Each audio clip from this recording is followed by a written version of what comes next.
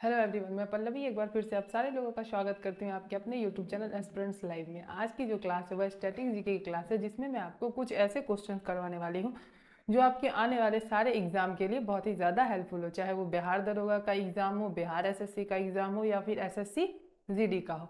तो चलिए स्टार्ट करते हैं आज के पहले क्वेश्चन से और देखते हैं कि हमारा पहला क्वेश्चन क्या कह रहा है। हमारा पहला क्वेश्चन है कि बिहार में निम्नलिखित में कौन वस्त्र उत्पादक केंद्र है। सिल्क का जो वस्त्र बनता है, कपड़ा बनता है, वह का जो है उत्पादक केंद्र कौन सा है। ऑप्शन है आपका मोतीपुर, बजारी, भागलपुर या फिर डालमिया नगर। आपका इसका राइट आंसर क्या हो गया? आपका भागलपुर। क्या हो गया? भागलपुर। ऑप्शन सी जो है आपका इसका राइट आंसर हो गया। यहाँ जो रेशम उद्योग है, रेशम उद्योग मतलब सिल्क, ये जो है यहाँ पे 200 वर्ष पुराना है। कितने वर्ष पुराना है? 200 वर्ष पुराना है। 200 वर्ष पुराना है। देखते हैं अगले क्वेश्चन को। अगला क्वेश्चन है हमारा कि निम्नलिखित स्थानों में भारत वैगन एवं इंजीनियरिंग कहाँ स्थित है। ऑप्शन है आपका मधेपुरा, हरनौत और मोकामा। कहाँ पे जो है यह स्थित है? आपका इसका राइट आंसर क्या है? मोकामा। कहाँ स्थित है? मोकामा में। अगला सवाल है आपका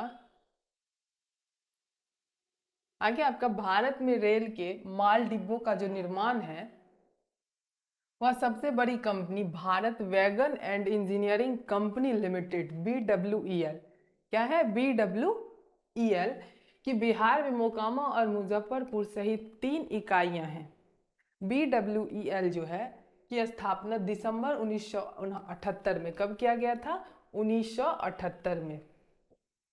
दो कंपनियों मैसर्स और Arthur Butler and company Muzaffarpur और messrs Britannia engineering company limited wagon division, क्या था? वैगन डिवीजन मोकामा के अधिग्रहण द्वारा। मुजफ्फरपुर और मोकामा दोनों इकाइयां परंपरागत रूप से जो है क्या है? माल डिब्बों का निर्माण करने वाली फैक्ट्री है। अगला सवाल है आपका कि भारतीय प्रशासनिक ढांचा का मॉडल निम्नलिखित में से किस देश से लिया गया है। ऑप्शन है आपका संयुक्त राज्य अमेरिका, ग्रेट ब्रिटेन, कनाडा या फिर रूस। तो कहाँ से लिया गया है यह आपका लिया गया है रूस से। ऑप्शन सॉरी, कहाँ से लिया गया है? कनाडा से। ऑप्शन डी जो है आपका इसका राइट आंसर है। अगला सवाल है आपका कि निम्नलिखित में से कौन सा उपग्रह जो है वह भूस्थैतिक कक्षा में भारत का पहला अर्थ इमेजिंग सैटेलाइट है। तो आपका इसका राइट आंसर जो है क्या है? Option C. नेक्स्ट क्वेश्चन है आपका कि लाओखोवा वन्यजीव अभयारण्य जो है भारत के उत्तर पूर्व राज्यों में किस नदी के दक्षिणी तट पर स्थित है। ये जो है लाओखोवा वन्यजीव अभयारण्य भारत के उत्तर पूर्वी राज्यों में जो है वह किस नदी के जो है वह दक्षिणी तट पर स्थित है। ऑप्शन है आपका ब्रह्मपुत्र, सुबानसिरी, बराक और गोमती। आपका इसका राइट आंसर क्या है? आपका इसका राइट आंसर है ब्रह्मपुत्र। ऑप्शन ए जो है आपका इसका राइट आंसर है। लाओ खोवा वन्यजीव अभयारण्य असम में अवस्थित है। कहाँ है यह वन्यजीव अभयारण्य जो है असम में अवस्थित है। 1980 के दशक के में यहाँ 70 गैंडे थे, परंतु अवैध शिकार के कारण सभी मारे गए। 1980 में जो है यहाँ पे कितने गैंडे थे? 70 गैंडे थे जो मारे गए।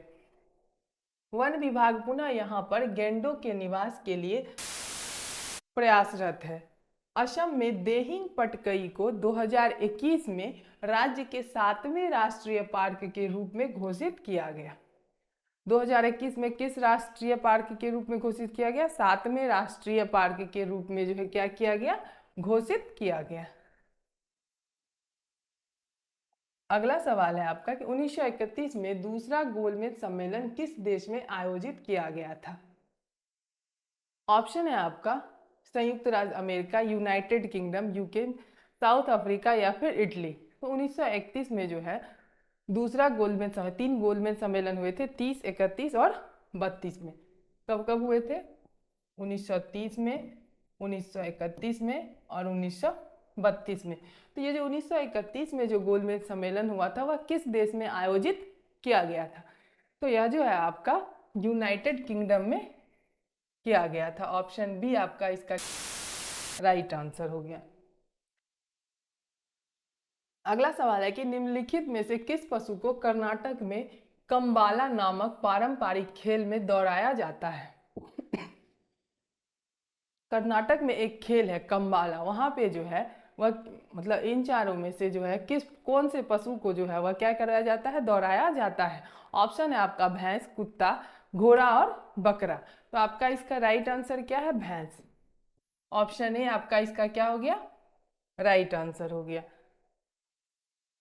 ब्रिटिश सरकार ने भारत में वैधानिक सुधारों के लिए 1930 से 32 ईस्वी के बीच एक श्रृंखला के तहत 3 गोलमेज सम्मेलन का आयोजन किया था।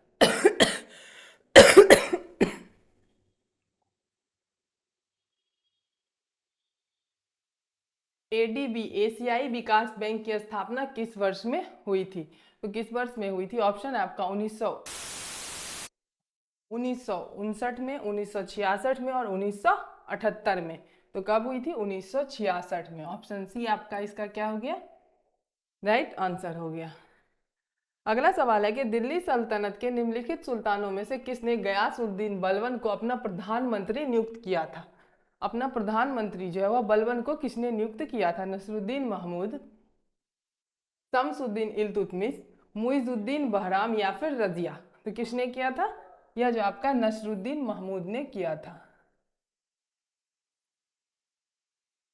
अगला क्वेश्चन है आपका निम्नलिखित में से किस राज्य में गहीरमाथा समुद्री अभयारण्य नामक एक समुद्री अभयारण्य स्थित? ऑप्शन है आपका तमिलनाडु, उड़ीसा, केरल या फिर गोवा। तो आपका इसका राइट आंसर क्या हो गया? आपका जो इसका राइट आंसर हो गया तमिलनाडु। ऑप्शन ए आपका इसका क्या हो गया? राइट आंसर हो गया। अगला सवाल है कि 40 years with Abdul Kalam untold stories नामक पुस्तक के लेखक हैं। ऑप्शन है आपका शिव थानु पिल्लई, वाई एस राजन, चेतन भगत या फिर सरबजीत सिंह। आपका इसका राइट आंसर क्या है? शिव थानु पिल्लई। ऑप्शन ए जो है आपका इसका राइट आंसर हो गया। अगला सवाल है कि भारत में पहली पंचवर्षीय योजना का आधार था। भारत में जो पहली पंचवर्षीय योजना थी उसका आधार क्या था? ऑप्शन है आपका हरोड डोमर मॉडल, महालनोबिस मॉडल, दादा भाई नौरोजी मॉडल या फिर JL नेहरू मॉडल। आपका इसका राइट आंसर है हरोड डोमर मॉडल। ऑप्शन ए आपका इसका क्या हो गया? राइट आंसर हो गया। प्रथम पंचवर्षीय योजना कब था? 51 से 56। कब था? 51 से 56। हेरोड डोमर मॉडल पर आधारित। सुझाव दिया था कि यदि विकासशील देश आर्थिक विकास का लक्ष्य प्राप्त करना चाहते हैं तो सरकारों को बचत और प्रौद्योगिकी उन्नति को समर्थन और प्रोत्साहन देना चाहिए। 8 दिसंबर 1952 को जवाहरलाल नेहरू द्वारा, किनके द्वारा? जवाहरलाल नेहरू द्वारा। कब? तो 8 दिसंबर 1952 को जो है संसद में प्रस्तुत प्रथम पंचवर्षीय योजना में मुख्यतः कृषि क्षेत्र पर बल दिया गया था, जिसमें बांधों और सिंचाई में निवेश को शामिल किया गया था। तो कब संसद में लाया गया था? तो ये 8 दिसंबर 1952 को लाया गया था। किन्होंने लाया था? तो जवाहरलाल नेहरू ने लाया था। क्या? तो पंचवर्षीय योजना, प्रथम पंचवर्षीय योजना। हम चलेंगे अपने अगले सवाल की ओर। अगला सवाल है कि निम्नलिखित में से कौन सा कर केंद्र सरकार द्वारा लगाया जाता है पर राज्यों द्वारा एकत्र एवं आवंटित? ऑप्शन है आपका स्टाम्प शुल्क, यात्री एवं वस्तु कर, संपदा शुल्क या फिर अखबारों पर कर। तो आपका इसका राइट आंसर क्या है? स्टाम्प शुल्क। ऑप्शन ए आपका इसका क्या हो गया? राइट आंसर हो गया। अगला सवाल है कि काली क्रांति से संबंधित है। ऑप्शन है आपका मत्स्य उत्पादन, कोयला उत्पादन, कच्चा तेल उत्पादन या फिर सरसों उत्पादन। तो काली क्रांति से जो संबंधित है वह है आपका कच्चा तेल उत्पादन। ऑप्शन सी आपका इसका क्या हो गया, राइट आंसर हो गया। उत्पादन से संबंधित क्रांतियों की सूची हम इसको देखेंगे, ठीक है। काली क्रांति किससे है, पेट्रोलियम उत्पादन से। नीली क्रांति मछली उत्पादन से। भूरी क्रांति जो चमड़ा गैर परंपरागत भारत में, या फिर कोकोआ उत्पादन। भूरी क्रांति को हम इतने नामों से जान सकते हैं। सुनहरा रेशा क्रांति ये हो गया आपका जूट उत्पादन। क्रांति फल बागवानी विकास या फिर शहद। हरित क्रांति खाद्यान्न उत्पादन। धूसर क्रांति उर्वरक उत्पादन। गुलाबी क्रांति जो कि आपका है प्याज से संबंधित या फिर औषधि निर्माण जो कि भारत में होता है, या फिर झींगा उत्पादन। लाल क्रांति ये आपका है मांस और टमाटर उत्पादन से संबंधित। गोल क्रांति मतलब राउंड क्रांति जो वह आपका किससे है, आलू से संबंधित है, आलू उत्पादन से। चांदी रेशा क्रांति यह आपका है कपास उत्पादन से संबंधित। और चांदी क्रांति यह आपका अंडा मुर्गी उत्पादन से संबंधित। श्वेत क्रांति भारत में ऑपरेशन फ्लड यह आपका है दूध डेयरी उत्पादन से संबंधित। पीली क्रांति यह आपका हो गया तिलहन से संबंधित। और सदाबहार क्रांति यह आपका है कृषि का समग्र विकास से संबंधित। अगर कि बैंक दर का आशय है साहूकारों द्वारा लिया जाने वाला ब्याज दर, अनुसूचित बैंकों द्वारा ली जाने वाली ब्याज दर, बैंकिंग संस्थान की लाभ दर या फिर केंद्रीय बैंक द्वारा ली जाने वाली आधिकारिक ब्याज दर। आपका इसका राइट आंसर है केंद्रीय बैंक द्वारा ली जाने वाली आधिकारिक ब्याज दर। ऑप्शन डी आपका इसका क्या हो गया, राइट आंसर हो गया। अगला सवाल है कि बिहार में एसपीयूआर परियोजना का संबंध है किससे, स्वास्थ्य से, गरीबी से, बैंकिंग से या फिर नगर निगम वित्त से। तो आपका इसका राइट आंसर है नगर निगम वित्त से। ऑप्शन डी जो है आपका इसका राइट आंसर है। आगे है कि स्वराज दल की स्थापना की असफलता के बाद हुई थी क्या, असहयोग आंदोलन हुई थी, सविनय अवज्ञा आंदोलन हुई थी, रॉलेट व्हील सत्याग्रह आया था या फिर चंपारण सत्याग्रह हुआ था। तो आपका असहयोग आंदोलन। ऑप्शन ए जो है आपका इसका क्या हो गया, राइट आंसर हो गया। स्वराज दल की स्थापना जो है वह कब हुई थी, तो 1 जनवरी 1923 को हुई थी। देश बंधु चित्तरंजन दास और पंडित मोतीलाल नेहरू, विट्ठल भाई पटेल तथा नरसिंह चिंतामन केलकर के प्रयासों से की गई थी। किनके प्रयासों से की गई थी, तो देश बंधु चित्तरंजन दास, पंडित मोतीलाल नेहरू, विट्ठल भाई पटेल तथा नरसिंह चिंतामन केलकर के द्वारा जो है की गई थी। इनके प्रयासों से जो है वह स्वराज दल की स्थापना जो है वह 1 जनवरी 1923 में किया गया था। इसकी स्थापना असहयोग आंदोलन की असफलता के बाद की गई थी, जिसका उद्देश्य स्वशासन तथा राजनीतिक स्वतंत्रता की प्राप्ति के लिए कार्य करता था। अगला सवाल, 29 ईस्वी में खुदाई खिदमतगार को किसने संगठित किया। ऑप्शन है आपका अब्दुल गफ्फार खां, अली बंधु, अंसारी बंधु, मौलाना अब्दुल कलाम आजाद। आपका इसका राइट आंसर है अब्दुल गफ्फार खान। ऑप्शन ए आपका इसका क्या हो गया, राइट आंसर है। खुदाई खिदमतगार जो भगवान के सेवक, उसको क्या बोला जाता था, खुदाई खिदमतगार को भगवान के सेवक। तो खुदाई खिदमतगार की जो स्थापना है वह अब्दुल गफ्फार खान ने के द्वारा जो है 1929 ईस्वी में की गई थी। कब की गई थी, 1929 ईस्वी में। यह गफ्फार खान के नेतृत्व में उत्तर पश्चिम सीमांत प्रांत के पख्तून या फिर पठानों द्वारा ब्रिटिश साम्राज्य के विरुद्ध एक अहिंसक स्वतंत्रता संघर्ष था। इसकी स्थापना गांधी के सत्याग्रह सिद्धांत की शक्ति में विश्वास के आधार पर की गई थी। खुदाई खिदमतगार का जो आंदोलन के है वह सेवकों को सुरखोपोश या फिर रेड शर्ट्स के नाम से भी जाना जाता है। अगला सवाल है कि बिहार के किस वकील ने असहयोग आंदोलन के समय अपनी लाभ प्रद वकालत छोड़ दी थी? जयप्रकाश नारायण ने, डॉक्टर राजेंद्र प्रसाद ने, सहजानंद सरस्वती ने या फिर राजकुमार शुक्ल ने? आपका इसका राइट आंसर है डॉक्टर राजेंद्र प्रसाद ने। ऑप्शन बी आपका इसका क्या हो गया? राइट आंसर हो गया। डॉक्टर राजेंद्र प्रसाद क्या थे? तो डॉक्टर राजेंद्र प्रसाद एक पेशे से वकील थे।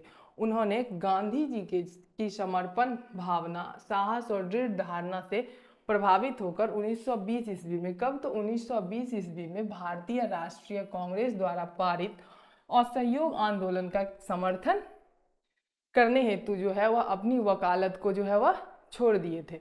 और सहयोग आंदोलन का हेतु कई अन्य नेताओं ने भी अपनी वकालत छोड़ी थी। उनमें से आपके एक सी.आर. दास थे, मोतीलाल नेहरू थे, जवाहरलाल नेहरू थे और लाला लाजपत राय थे। कौन कौन थे? तो लाला लाजपत राय, जवाहरलाल नेहरू, मोतीलाल नेहरू, सी.आर. दास और एक डॉक्टर राजेंद्र प्रसाद। अगला क्वेश्चन है हमारा कि भारतीय राष्ट्रीय कांग्रेस की पूर्ववर्ती थी British Indian association, Indian association, Indian national union या फिर इंडियन लीग? तो आपका इसका राइट आंसर है इंडियन एसोसिएशन। ऑप्शन बी आपका इसका क्या हो गया? राइट आंसर हो गया। अगला सवाल है कि निम्नलिखित नगरों में अलकनंदा एवं भगीरथी कहाँ मिलकर गंगा नदी बनाती है? हरिद्वार में, ऋषिकेश में, रुद्रप्रयाग में या फिर देवप्रयाग में? तो कहाँ पे बनाती है यह आपका देवप्रयाग में जो है वह अलकनंदा एवं बनाती है, गंगा नदी बनाती है। अगला क्वेश्चन है कि निम्नलिखित लौह अयस्कों में से बैलाडीला में किसका खनन होता है? हेमेटाइट का, सीडेराइट का, लिमोनाइट का या फिर मैग्नेटाइट का? तो किसका होता है? आपका हेमेटाइट का जो है बैलाडीला में खनन होता है। ऑप्शन ए आपका इसका क्या हो गया? राइट आंसर हो गया। अगला सवाल है कि निम्नलिखित नहर प्रणालियों में किससे बिहार के क्षेत्र में सिंचाई होती है? ऊपरी गंगा नहर, त्रिवेणी नहर, शारदा नहर या फिर पूर्वी यमुना नहर? तो किससे होती है आपकी? त्रिवेणी नहर से। ऑप्शन बी आपका इसका क्या हो गया? राइट आंसर हो गया। त्रिवेणी नहर जो है वह बिहार की सबसे पुरानी नहर प्रणालियों में से एक है। कौन सी नहर? तो त्रिवेणी नहर जो है वह बिहार की जो है सबसे पुरानी प्रणालियों में से एक है, जो राज्य के चंपारण जिले में 1.5 लाख भूमि में सिंचाई की सुविधा प्रदान करती है। कितने हेक्टेयर? तो 1.5 लाख हेक्टेयर से भी अधिक भूमि में जो सिंचाई होती है उसमें यह अपनी सुविधा प्रदान करती है। कौन सी नदी? तो त्रिवेणी नहर जो है वह। इस नहर को गंडक नदी के जल से संपोषित किया जाता है। किससे संपोषित किया जाता है? तो गंडक नदी से संपोषित किया जाता है। अगला सवाल है आपका कि निम्नलिखित भू आकृतियों में से किसके द्वारा बिहार राज्य का उत्तर पश्चिमी भाग घिरा है? सोमेश्वर पहाड़ी श्रेणी से, कैमूर पठार से, नवादा पहाड़ी प्रदेश से या फिर राजगीर पहाड़ी प्रदेश से? आपका इसका राइट आंसर क्या हो गया? सोमेश्वर पहाड़ी श्रेणी से। ऑप्शन ए आपका इसका राइट आंसर हो गया। अगला सवाल है कि जलवायु परिवर्तन पर संयुक्त राष्ट्र संघ का कन्वेंशन ढांचा किससे संबंधित है? तो यह ढांचा जो आपका किससे संबंधित है? ग्रीन हाउस गैसों के उत्सर्जन। ऑप्शन डी आपका इसका क्या हो गया? राइट आंसर हो गया। 3 से 14 जून 1992 तक रियो डी जेनेरियो में जलवायु परिवर्तन पर आयोजित संयुक्त राष्ट्र रूपरेखा सम्मेलन में ग्रीन हाउस गैसों के उत्सर्जन को जो है वह न्यून करने के मुद्दे पर चर्चा हुई। इसका उद्देश्य वायुमंडल में ग्रीन हाउस गैस की सांद्रता को एक स्तर पर स्थित करना था, जिससे जलवायु तंत्र को मानवीय हस्तक्षेप के कारण होने वाली हानियों से बचाया जा सके। अगला सवाल है कि ईरान पाकिस्तान गैस पाइपलाइन को निम्न नाम से भी जाना जाता है? मित्रता पाइपलाइन, भविष्य पाइपलाइन, शांति पाइपलाइन या फिर एकता पाइपलाइन? किन से जाना जाता है? आपका इसका राइट आंसर हो गया शांति पाइपलाइन से। ईरान पाकिस्तान पाइपलाइन को शांति पाइपलाइन के नाम से भी जाना जाता है। अगला सवाल है कि भारत के किस राज्य में भारत का प्रथम तथा एशिया में सबसे लंबा साइकिल हाईवे खोला गया है? उत्तर प्रदेश में, आंध्र प्रदेश में, बिहार में या फिर असम में? तो कहाँ खोला गया है यह आपका? उत्तर प्रदेश में। ऑप्शन ए आपका इसका क्या हो गया? राइट आंसर हो गया। एशिया के प्रथम और सबसे लंबे साइकिल हाईवे का उद्घाटन कब हुआ था? तो 30 नवंबर 2016 को। कब हुआ था? 30 नवंबर 2016 को राज्य के मुख्यमंत्री अखिलेश यादव द्वारा कहाँ पे? तो उत्तर प्रदेश में जो है यह किया गया था। इटावा के लॉयन सफारी में आयोजित उद्घाटन समारोह में भारत और अन्य 5 देशों के 90 साइकिल सवार शामिल थे। कितने साइकिल सवार शामिल थे? तो 90 जो साइकिल सवार शामिल थे। यह अपनी प्रकार की पहली परियोजना है जिसमें 207 किलोमीटर लंबा यह इटावा और आगरा के मध्य स्थित है। कहाँ स्थित है? इटावा और आगरा के मध्य स्थित है।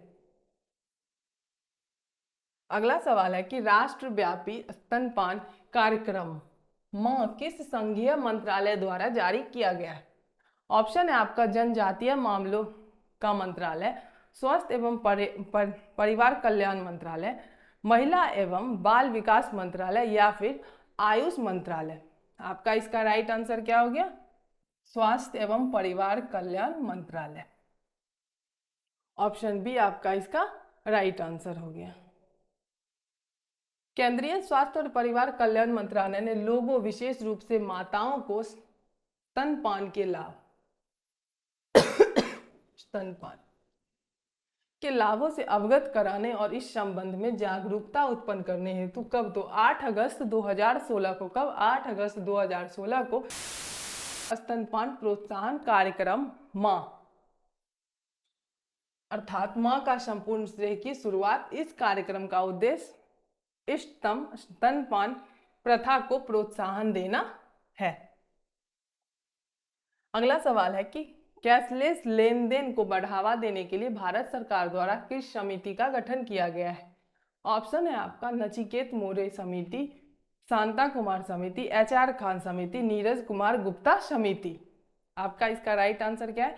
नीरज कुमार गुप्ता समिति। ऑप्शन डी जो है आपका इसका राइट आंसर है। अगला सवाल है कि निम्नलिखित में से कौन से ब्रांड द्वारा भारतीय संस्थान विदेशी बाजारों में विदेशी मुद्रा के बजाय रुपया में पैसा जुटा सकते हैं? आपका इसका राइट आंसर है मसाला ब्रांड। कौन सा? मसाला ब्रांड। ऑप्शन बी जो है आपका इसका क्या हो गया? राइट आंसर हो गया।